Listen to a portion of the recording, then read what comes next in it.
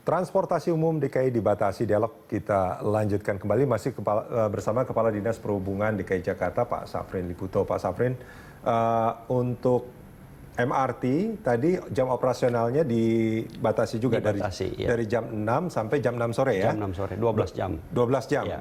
Begitu juga yang maaf, yang Transjakarta, kemudian juga LRT juga sama. Iya. Itu jam operasionalnya semuanya sama, sekarang hanya dari jam 6 pagi sampai jam 6 sore. Ya. Oke.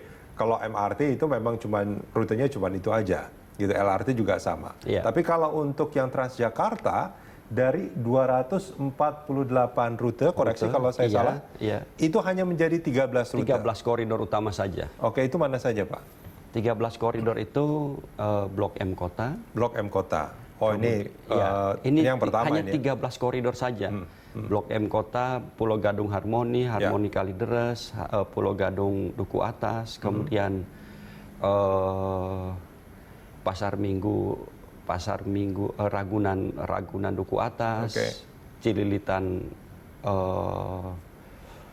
kemudian Cililitan ke Pik, Kampung Rambutan ke. Ini rute-rute padat semua ini? Rute-rute 13 rute existing Transjakarta yang dedicated itu keseluruhannya dioperasionalkan dan total ada 150 bus articulated yang kita operasionalkan secara penuh. Ini yang saya pahami, ini karena saya juga menggunakan Transjakarta. Ini adalah rute-rute yang padat penumpangnya sebetulnya.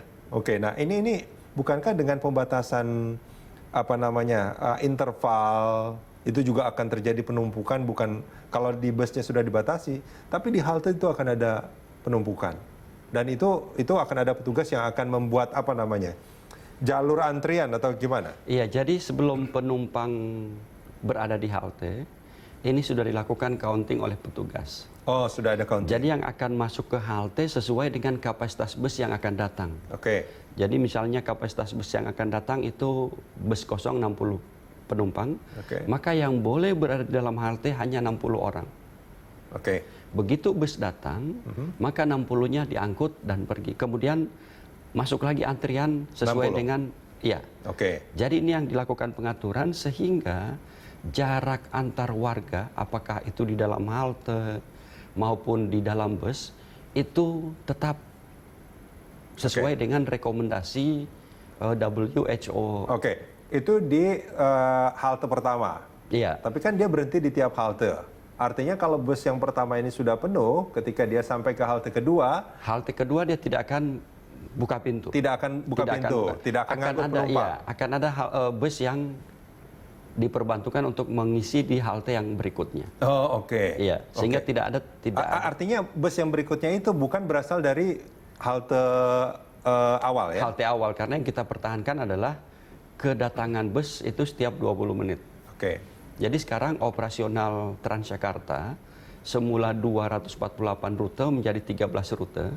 Jam operasionalnya itu semula 24 jam, itu menjadi cukup 12 jam. Dan kemudian interval kedatangan bus itu setiap 20 menit. Jadi ini yang kita pertahankan. Setiap 20 menit di setiap halte ada bus yang datang. Saya membayangkan memang kan diharapkan pengguna Transjakarta juga pemilik kendaraan pribadi. Mereka mau beralih untuk menggunakan kendaraan pribadi, tapi tidak semua penumpang Transjakarta itu. Sebenarnya pesannya di sini adalah seluruh warga Jakarta itu agar melakukan pembatasan terhadap aktivitas hariannya dan tidak keluar dari rumah jika itu tidak sangat penting. Betul, tapi kan kegiatan warga Jakarta bukan hanya yang sunnah, banyak yang wajibnya juga Pak Safrin. Wajibnya itu yang kita harapkan ada peran serta dari seluruh elemen, tidak hanya dari pemerintah.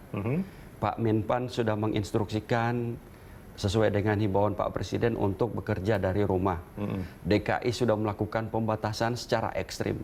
Artinya semua stakeholders harus melihat ini secara wise dan kemudian kita harus melakukan kebijakan yang sama, tanda bahwa keseluruhannya aware terhadap wabah yang ada sekarang. Bahwa ini adalah sesuatu yang harus disikapi secara serius ya. Ini kondisinya luar biasa kalau kita melihat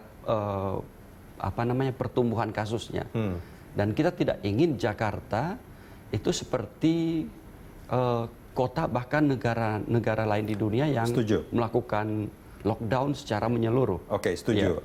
Ini kan artinya ada semacam pembatasan. Cuman saya ngebayangin ini di halte Transjakarta, kemungkinan akan ada antrian panjang sampai ke jembatan, bahkan mungkin turun jembatan. Iya. Karena memang jarak antriannya juga dibatasi. Akan ada petugas yang akan mengatur itu. Nah, contoh untuk sekarang di halte Cibubur, saya dapat laporan memang terjadi kepadatan. Saat ini? Iya. Oke. Dan kemudian kita lakukan pengaturan seperti tadi. Jadi jumlah busnya yang kita tingkatkan. Oke. Sehingga kita harapkan walaupun ada kepadatan, tetapi tidak sampai antriannya itu sangat dekat. Oke. Ini yang kita lakukan. Demikian pula halnya jika kita lihat di stasiun MRT, bisa dilakukan pengaturan dan banyak masyarakat yang memahami bahwa ini sangat penting buat kita untuk menjaga jarak antar penumpang. Oke, di beberapa transportasi publik sebetulnya kan diterapkan misalkan hand sanitizer kalau mau masuk gitu.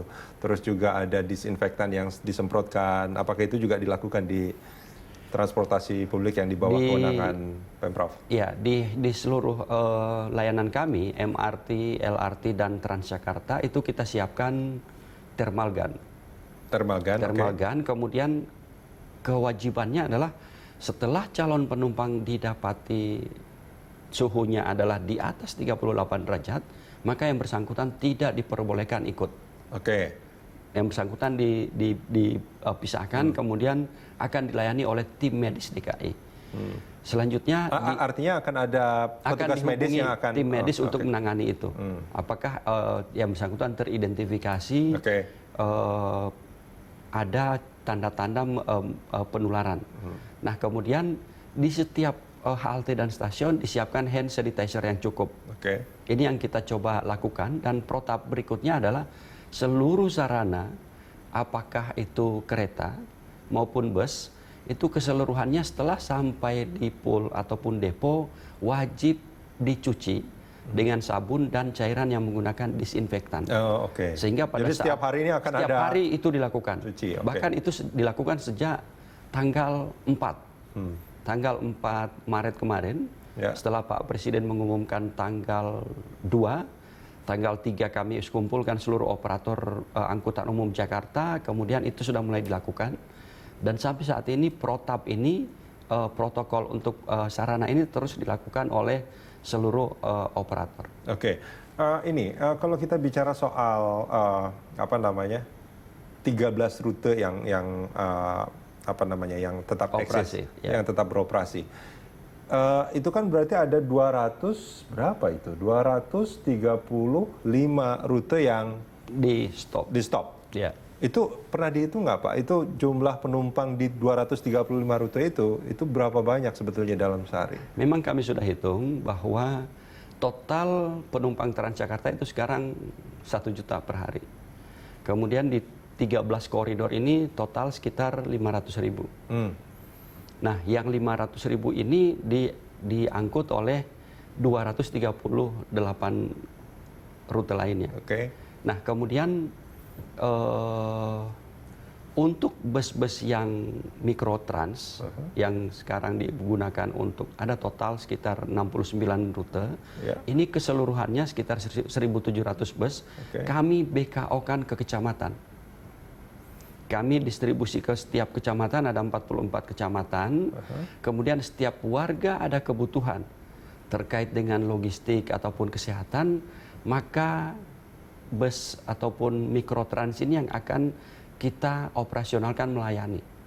Tentu harapannya adalah masyarakat jangan dulu melakukan kegiatan yang tidak penting. Pemprov DKI siap melayani, dan sekarang kami sedang koordinasikan untuk implementasinya dalam 1 hari ke depan. Ini kan menarik. Ketika MRT, LRT, dan juga Transjakarta dibatasi, mudah-mudahan mereka penumpang MRT, LRT, dan Transjakarta ini adalah orang-orang yang punya kendaraan alternatif atau pribadi gitu ya. Tapi kalau tidak, dia kan pasti akan tetap menggunakan kendaraan umum lain yang sebetulnya resikonya juga tidak kecil sebetulnya. Angkutan umum, transportasi publik online itu juga kan bahkan mereka sangat dekat sekali gitu. Nah itu gimana? Nah kami sudah menghimbau kepada perusahaan aplikasi untuk melakukan pembatasan juga terhadap operasionalnya. Karena kita ketahui bahwa para driver online ini potensial menjadi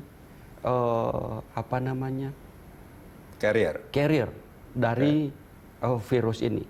Dan kendaraan mereka nggak bisa diharapkan untuk disemprot disinfektan, kan? Sebenarnya pada tanggal 3 Maret kemarin, operatornya juga kita sudah undang dan kita sudah sampaikan bahwa seluruh angkutan online wajib melakukan protokol dari sektor ini saya garis bawahi, artinya itu ada mandatory. Iya. Bukannya imbauan ya? Himbauan. Kita himbau dan sudah ada surat edaran saya ke seluruh operator bahwa yang pertama adalah di setiap armadanya ada hand sanitizer. Kemudian disiapkan masker. Tujuannya adalah sebelum penumpang datang itu sudah menggunakan hand sanitizer. Kemudian jika ada ciri-ciri yang bersangkutan terinfeksi diberikan masker. Masker digunakan sehingga tidak ada penyebaran dari yang bersangkutan. Kemudian seluruh armada setelah operasional itu wajib dicuci menggunakan sabun dan disinfektan. Sehingga jika dalam operasional ternyata ada virus-virus yang masih menempel di armadanya itu langsung bisa dibersihkan dan pada esok harinya kendaraan tersebut siap operasional. Ini protap yang sudah kami lakukan himbauan dan juga sosialisasi langsung kepada operator. Kita harapkan ini menjadi salah satu hal yang kemudian dapat mengurangi merebahnya dengan catatan itu memang dijalankan sebetulnya. Pak Safrin, kita jeda sebentar, kita akan lanjutkan di segmen berikut. Pemirsa jangan kemana-mana, kami segera